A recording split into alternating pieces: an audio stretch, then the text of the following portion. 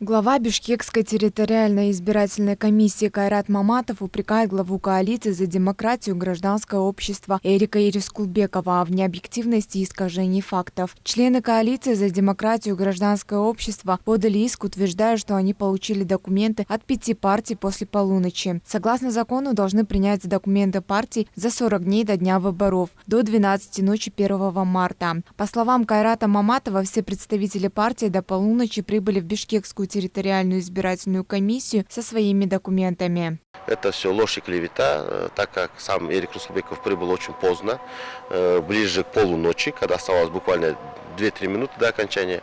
Представители всех политических партий в здание прибыли вовремя. Документы они сдавали уже в порядке очередности. В этом никаких нарушений нету. За 40 дней до начала выборов политические партии должны сдать определенные документы. Так строго прописано в законе. Бишкекская территориальная избирательная комиссия же в свою очередь должна проверить эти документы в течение 24 часов и дать уже полную информацию по этому поводу. Если каких-то документов не хватает, то должны будут сдать все необходимые документы в течение 48 часов.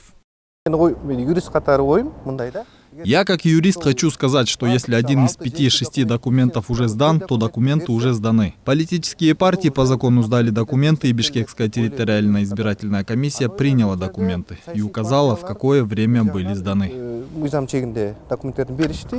Однако Эрик Ирискулбеков не согласен с доводами главы ТИК и настаивает на том, что допущены нарушения. Он грозит уголовным разбирательством. Административный суд Бишкека уже начал разбирательство. Регистрация списка кандидатов в депутаты городских кенешей завершилась. Сегодня началась агитационная кампания.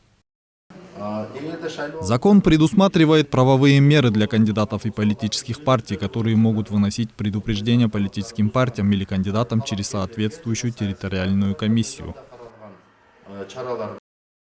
Напомним, что в голосовании участвуют 59 политических партий. Самое большее количество в Бишкеке – 26 политических партий. В Караколе – 18 политических партий. Самое меньшее в Кокджангаке – 3 политических партии. Более 15 тысяч граждан участвуют в голосовании 8326 депутатских мандатов. Выборы в 448 местных советов пройдут 11 апреля этого года.